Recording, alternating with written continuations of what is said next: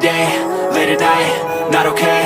All I want, and I pray, all I need are some better days. Fuck me, I'm looking in the mirror, so foggy, but I've never seen clearer. I don't really think anyone can save me, and honestly I'm not really sure I want saving. I like to be my own worst enemy. There's no risk if you don't try at anything, so I'ma just keep buying everything. See you in the next life, have to be a better me. I don't think that my head's on straight, gotta flip it and grip it and go and get an x-ray. What's wrong with me? I just feel weight pushing on my chest and it squeezes till I suffocate. Better change my mindset, meditate. It's pretty cool that I'm alive and have better days. I could walk, see, hear, I should celebrate. Think I could change my mind, maybe elevate. Living life, everyday, late at night, not okay. All I want, and I pray, all I need are some better days.